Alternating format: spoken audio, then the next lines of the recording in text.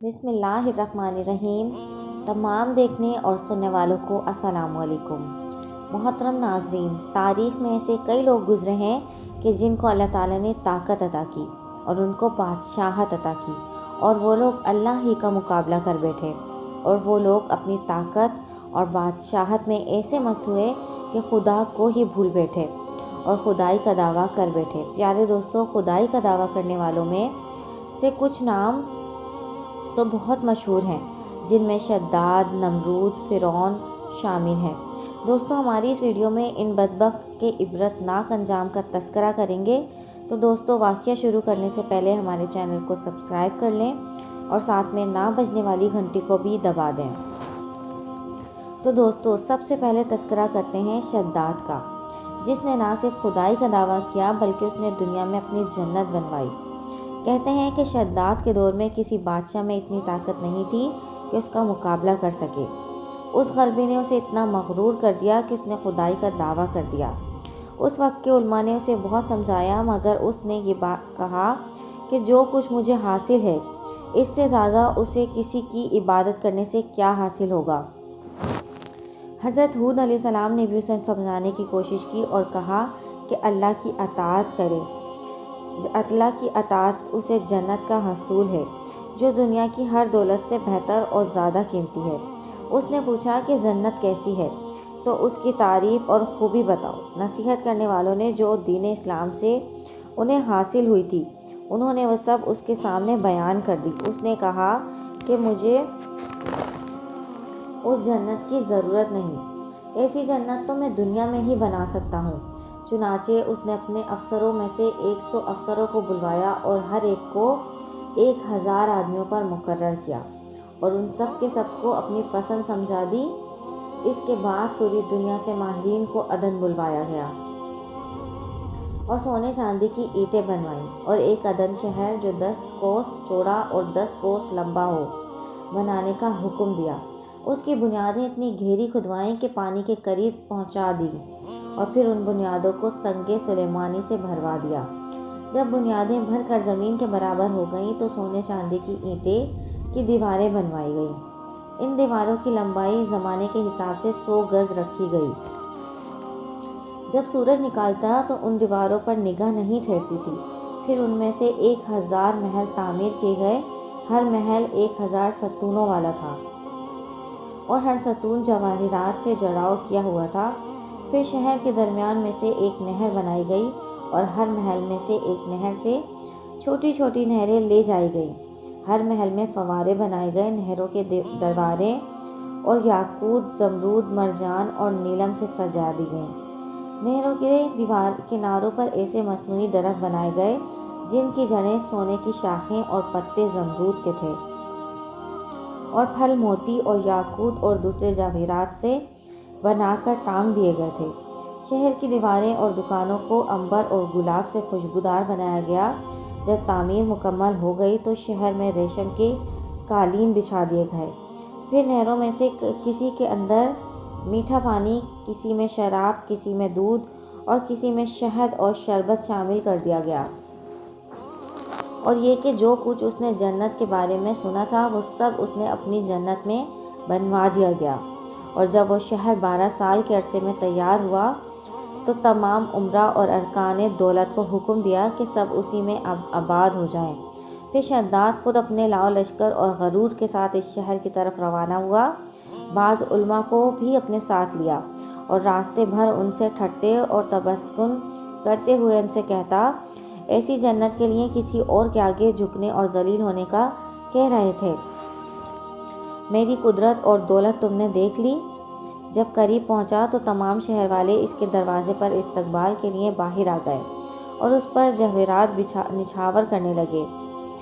اسی ناز اور ادا سے چلتے ہوئے جب شہر کے دروازے پر پہنچا تو روایت ہے کہ اس نے ایک پاؤں نکال کر دروازے کی چوکھٹ پر رکھا ہی تھا کہ اس نے وہاں ایک اجنبی شخص کو دیکھا۔ تو شداد نے پوچھا، تو کون ہے؟ تو اس نے کہا، میں ملک الموت ہوں۔ پوچھا، کیوں آئے ہو؟ اس نے کہا، تیری جان لینے۔ شداد نے کہا، مجھ کو اتنی مہلت دے کہ میں اپنی بنائی ہوئی جنت تو دیکھ لوں۔ جواب ملا، مجھ کو حکم نہیں۔ کہا، چلو اس قدر ہی فرصت دے دو کہ گھوڑے سے اتر آؤ۔ جواب ملا، اس کی بھی اجازت نہیں۔ چنانچہ ابھی شداد کا ایک پاؤں رکاب میں تھا اور دوسرا چوکھٹ پر ہی تھا کہ ملک الموت نے اس کی روح قبض کر لی۔ پھر حضرت جبرائیل علیہ السلام نے ایک زوردار اور ایک ہولناک چیخ ماری کہ اسی وقت تمام شہر امائے اپنی عالی شان سجاوٹ کے ایسا زمین میں سمایا کہ اس کا نام و نشان بھی باقی نہ رہا۔ قرآن پاک میں اس کا ذکر کچھ اس طرح ہوا ہے کہ جو ارم تھے بڑے ستونوں والے اور شہروں سے اس کی مانند کوئی شہر شاندار نہ تھا۔ پیارے دوستو، آپ نے شداد کا انجام سنا کہ کیسے رب تعالیٰ نے اسے انجام تک پہنچایا۔ پیارے دوستو، اب جو اگلا دولت کے نشے میں جس نے خدائی کا دعویٰ کیا وہ قارون ہے۔ یاد رہے کہ قارون حضرت موسیٰ علیہ السلام کے چچا زاد بھائی تھا۔ بہت ہی خوبصورت اور ذہین آدمی تھا، اس لیے لوگ اس کے حسن و جمال سے متاثر ہو کر اسے منور کہا کرتے تھے۔ اس کے ساتھ اس کا یہ کمال بھی تھا کہ وہ بنی اسرائیل میں توریت کا بہت بڑا عالم بھی تھا اور بہت ہی ملنسار اور بااخلاق انسان تھا، لیکن بے شمار دولت اس کے اختیار میں آتے ہی غرور پیدا ہو گیا اور حضرت موسیٰ علیہ السلام کا بہت بڑا دشمن بن گیا اور اعلیٰ درجے کا متفکر اور مغرور ہو گیا۔ جب زکوٰۃ کا حکم نازل ہوا تو اس نے حضرت موسیٰ علیہ السلام کے سامنے یہ عہد کیا کہ وہ اپنا مال تمام مال میں سے 1000واں حصہ زکوٰۃ ادا کرے گا، مگر جب اس نے مالوں کا حساب لگایا تو ایک بہت بڑی زکوٰۃ نکلی۔ یہ دیکھ کر اس پر ایک دم بغض اور ہرس کا بھوت سوار ہو گیا اور وہ نہ صرف زکوٰۃ دینے سے منکر ہو گیا بلکہ بنی اسرائیل کے لوگوں کو بھی بھڑکانے لگا کہ حضرت موسیٰ علیہ السلام اس بہانے تمہارے مال کو لینا چاہتے ہیں۔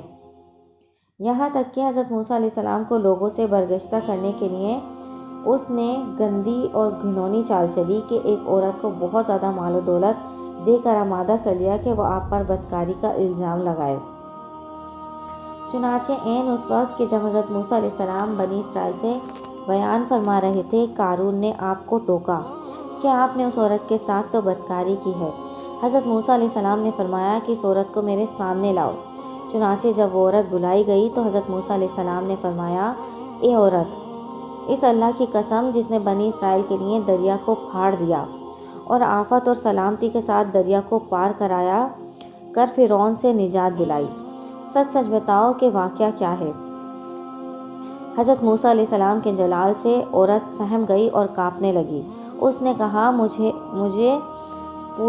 کہا پورے مجمع عام میں صاف صاف کہہ دیا کہ اللہ کے نبی، مجھ کو قارون نے کثیر دولت دے کر آپ پر بہتان لگانے کے لیے آمادہ کیا ہے۔ اس وقت تک حضرت موسیٰ علیہ السلام سجدہ شکر میں گر گئے اور اللہ تعالیٰ سے یہ دعا مانگی کہ یا رب العالمین، قارون پر اپنا غضب نازل فرما۔ اور پھر آپ نے مجمع عام سے فرمایا، جو قارون کے ساتھ ہے وہ قارون کے ساتھ کھڑا رہے اور جو میرے ساتھ ہے وہ میرے ساتھ ہو جائے۔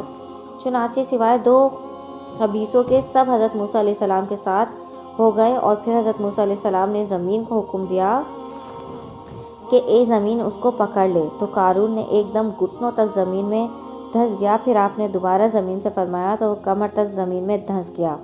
یہ دیکھ کر قارون رونے لگا اور بلبلانے لگا اور اپنے رشتہ داری کا واسطہ دینے لگا، مگر آپ نے اس کی بات کا کوئی دھیان نہ دیا، یہاں تک کہ وہ بالکل زمین میں دھنس گیا۔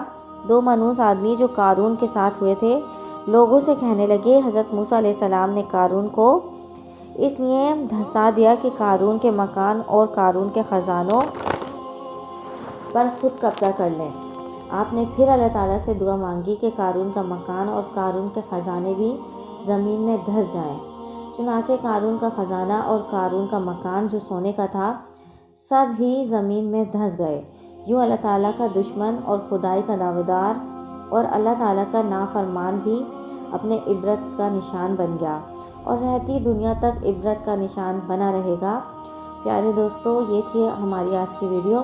اگر پسند آئی ہے تو میرے چینل کو لائک، شیئر اینڈ سبسکرائب۔ اپنے دوستوں کے ساتھ یہ واقعہ لازمی شیئر کریں۔ Thanks for watching. اللہ حافظ۔